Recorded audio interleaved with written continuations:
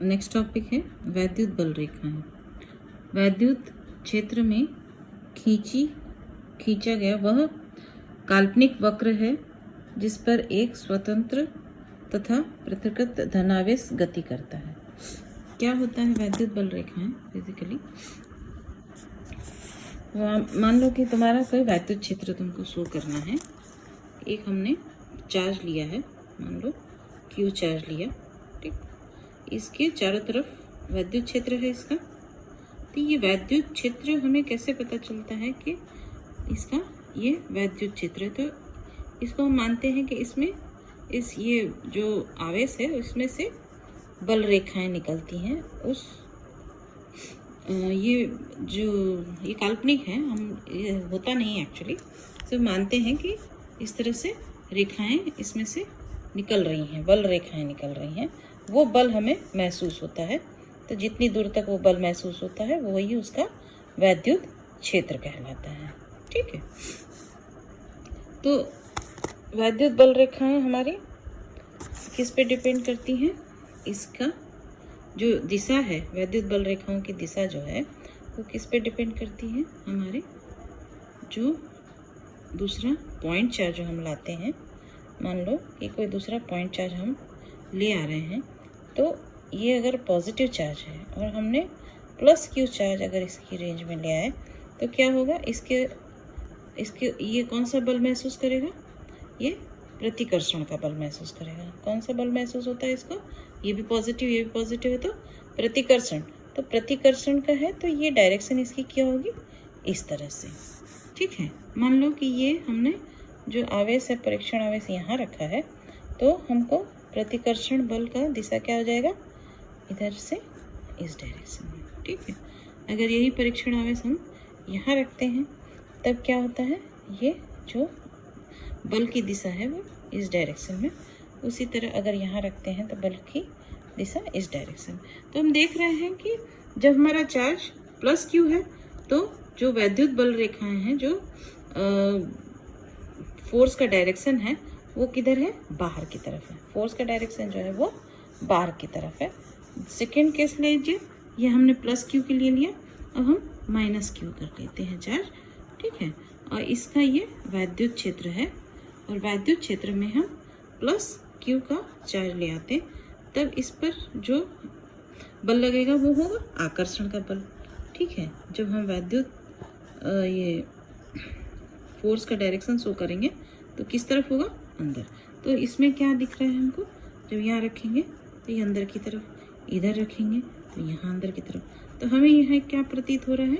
ये जो वैद्युत बल रेखाओं की दिशा है वो अंदर की जा रही है, इसमें वैद्युत बल रेखाएं जो है वो बाहर की ओर जा रही है, ठीक है।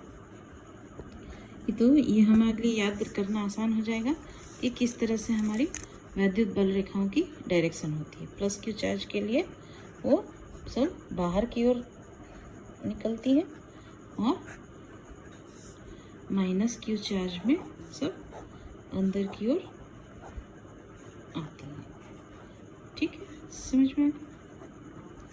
दूसरी चीज कि अगर हम जैसे चार्ज लेते हैं तो जिस पॉइंट से निकलता है ये, मान लो जैसे यहाँ से सब वैद्युत बल रेखाएं निकल रही हैं बाहर की ओर, ठीक। तो यहाँ पे हम देखते हैं कि कंसंट्रेशन अधिक है। ये जो वैद्युत बल रेखाओं का यहाँ पे ज़्यादा घनी है और यहाँ पे आके वो दूर दूर हो जा रही है, बिखर जा रही है, ठीक है। तो यहाँ पे हमको जो बल है वो कम महसूस होगा।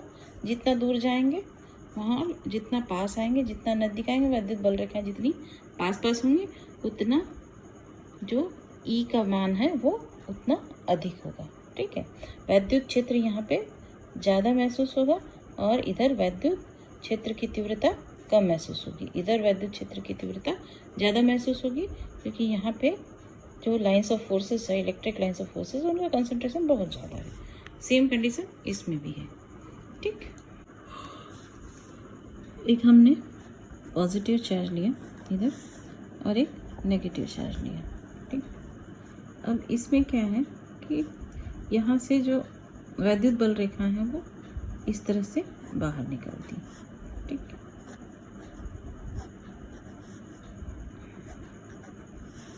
और यहाँ पे हमें सब अंदर आती हुई प्रतीत होती है। ठीक है, यहाँ पे हम देखते हैं कि ये थोड़ा सा इस तरह से गोलाई में ऐसे टच करता है, ये भी ऐसे गोलाई में टच करता है, ये भी ऐसे गोलाई में आता है। तो ये जो शेप है वो क्यों किसकी वजह से बन रहा है कि मान लीजिए कि हमने ये पॉजिटिव चार्ज यहाँ पे लिया और ये नेगेटिव है, हमने एक परीक्षण आवेश यहाँ पे रखा प्लस Q। अब ये क्या करेगा, ये जो है इसको प्रतिकर्षित करेगा, इसकी दिशा ये रहेगी, और ये इसको आकर्षित करने की कोशिश करेगा, ये इसको अपनी ओर खींचने की कोशिश करेगा। तो ये एक बल इस तरह इस दिशा में लग रहा है, एक बल इस दिशा में लग रहा है। तो इन दोनों का जो रिजल्टेंट होगा वो कहाँ होगा, इधर से होगा, और ये परीक्षण आवेश इधर की तरफ आएगा, और ये जो वैद्युत बल रेखाएं हैं उनकी दिशा कैसे हो जाएगी, ऐसे करके ऐसे। ठीक है, वही चीज़ है, अगर परीक्षण आवेश यहाँ रखते हैं तब भी वही चीज़ है, इस तरह से ये वैद्युत बल रेखाएं इस दिशा में ऐसे जाएंगी, और इधर से भी ऐसे वैद्युत बल रेखाएं इस दिशा में जा रही हैं। ठीक है, वैद्युत बल रेखाओं की विशेषताएं। पहली विशेषता है धनावेश से ये रेखाएं बाहर की ओर निकलती हैं। ये हमने देखा है, यहाँ पे देखिए जो धनावेश है इसमें से बाहर की ओर निकलती हैं, और अगर ऋणावेश है तो अंदर की ओर आती हैं। तीसरा है दो बल रेखाएं कभी एक दूसरे को नहीं काटती। दो बल रेखाएं जो हैं वो कभी भी एक दूसरे को नहीं काटती हैं। चौथा है वैद्युत बल रेखा पर खींची गई कोई भी स्पर्श रेखा वैद्युत क्षेत्र की दिशा को प्रदर्शित करती है। यदि किसी बल रेखा पे हम एक स्पर्श रेखा बनाते हैं तो वो स्पर्श रेखा क्या शो करती है, वैद्युत क्षेत्र की दिशा को शो करती है। फिर पांचवा है यदि एक धनावेश लेते हैं और दूसरा ऋणावेश लेते हैं तब उनके बीच में जो मिलाने वाली वैद्युत बल रेखाएं हैं वो सिकुड़ने का प्रयास करती हैं।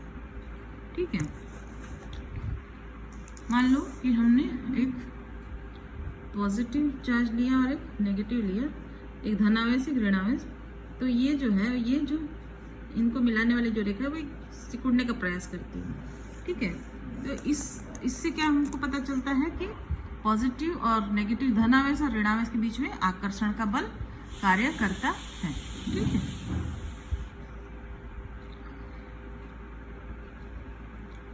छठा पॉइंट है दो समीप की बल रेखाएं आपस में एक दूसरे को ढकेलती हैं।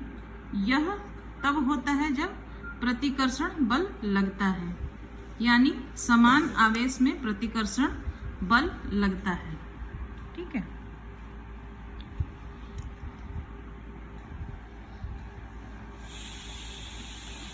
नेक्स्ट है सातवां किसी आवेश मुक्त क्षेत्र में क्षेत्र रेखाओं को ऐसे सतत वक्र माना जा सकता है जो कहीं नहीं टूटते।